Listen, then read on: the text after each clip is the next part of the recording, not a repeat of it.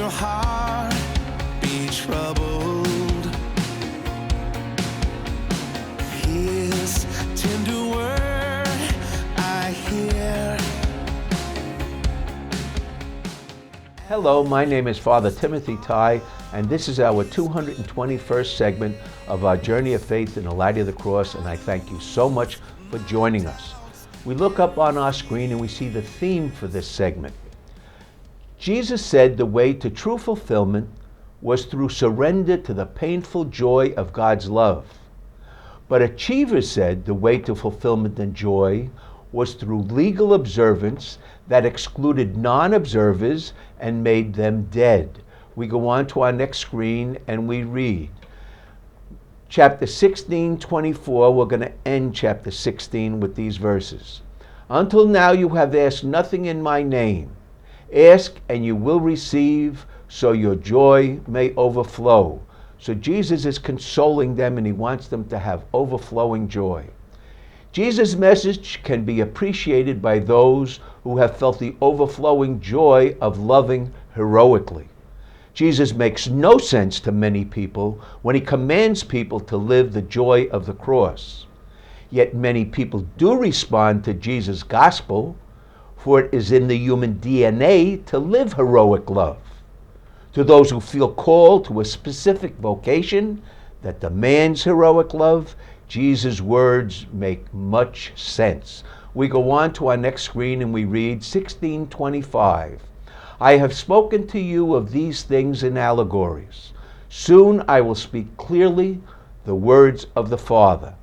In John 14, Jesus told the allegory of the Father's house, and in John 15, he spoke about the Father's vine. Those are the two main allegories. Now we continue. Jesus said, if you ask in my name, it will not be just a request. For the Father loves you, for having loved me, and believing that I have come from the Father. The Father will give you the courage. See, we've been praying for this. Every time we said, what are you praying for? The courage to live the joyful, heroic love that is welling up inside you. Now, I put that little "for" there because John interweaves many themes, and these words recall the Samaritan woman in chapter 4 who heroically turned to Jesus. We go on to our next screen and we read, verse 28, I came from the Father and I'm going back to him. This is an Old Testament theme. A child of light knows where they come from and where they're going in the natural order. But Jesus now says, I know that I come from the eternal Father and I am returning, and so must you.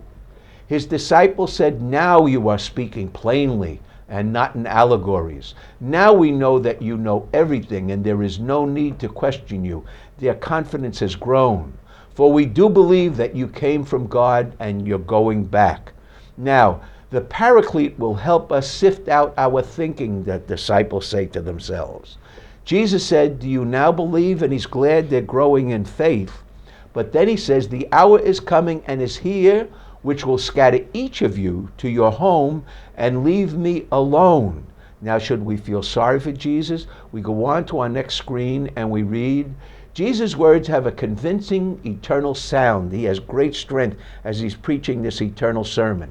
And the disciples' faith grew that Jesus was truly going to the Father. But then Jesus warns them that their faith will scatter when the powers of the world overwhelm them. So he says, now I am not alone, so don't be upset, for the Father is with me.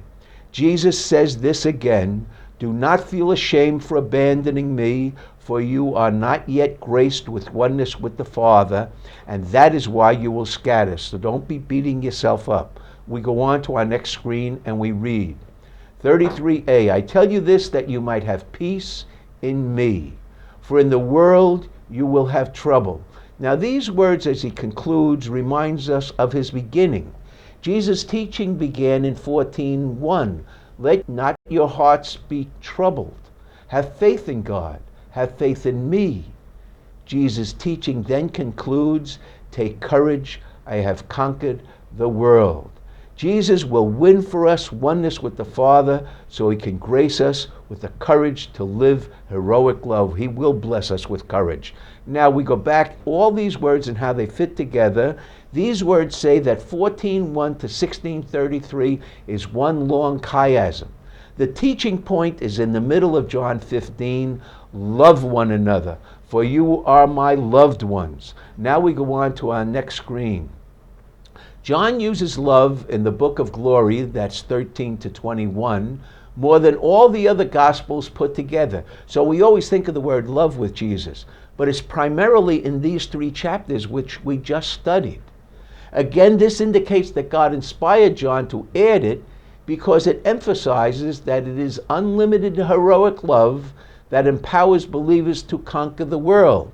So God says, put that in, John, even if it makes your gospel a little awkward. Chiasms help teachers memorize and teach in an organized and memorable way, in this case, the importance of unlimited love. So it's memorable in the sense that you can memorize it, but then when you preach it, people hear the repetition of words and the repetition of themes, and they catch on, and they get in the rhythm of what you are teaching. We go on to our next screen. Now this is the outline of John's Gospel. The 7 signs of descending and ascending chiasm is the organizing principle of John's Gospel. And we go down 1, 2, 3, 4, and this is the main teaching. But then we go to 5, 6, and we're still in the book of signs. And 7 is only the book of glory, which we have been covering. Now we look at the gap here between 11 and 19, and that gap is caused by these 3 extra chapters which God made John put into his gospel. We go on to our next screen. Now why did he do it? 14 to 16 does not fit into the organizing chiasm of John's gospel. This means God inspired John to add it because it is unlimited love that empowers believers to conquer the world. Why were Jesus' words on love so offensive to the Judaic leadership in Jerusalem? That's the conflict now. Why was this? Because heroic Judeans zealously observed the limits of law, but especially the limits of love. Now we have the problem. We go on to our next screen. But if loving God as the Shema prayer demanded meant that a zealous observer had to make a non-observant loved one dead, then the observer had to deaden his own feelings of love in order to be responsible. If you want somebody told out of your life and consider them dead, you want a deadened part of yourself.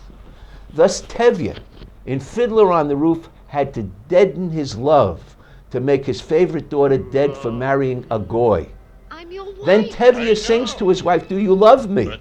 But making their daughter dead had to deaden their marriage love. And this is what Jesus wanted to remedy. We go on to our next screen and we read, Jesus proclaimed that he conquered the world and won oneness with God that empowered believers to live unlimited love, even for those who broke their loved ones' hearts. So when your loved one hurts you deeply, you want to push them out of your life. The world's evil caused many Judeans in Babylon to seriously wound observers, sometimes by just disorder and lack of discipline. So the wounded observers segregated into ghettos which made dead all non-observers, even the closest of loved ones. These sacred limits of love that heroic Judeans observed were a major reason that they could not crucify their feelings and surrender them to God's love. We go on to our next screen and we read, because they would not surrender their wounded feelings to be redeemed, their sneering contempt turned to hatred, hardened their hearts and minds, which crucified Jesus and ultimately destroyed Jerusalem. The good news of Jesus' victory is that he redeemed the wounds of love and freed believers from the limits. But believers must constantly crucify the limits that the wounds of love tempt us to put on our love, that we may radiate the fullness of life-giving love. We go on to our next screen and we read our theme. Jesus said the way to true fulfillment was through surrender to the painful joy of God's love. But Achievers said the way to fulfillment and joy was through legal observance that excluded non-observers and made them dead. Thank you so much for joining us for this 221st segment of our journey of faith in the light of the cross. I know you are touches me.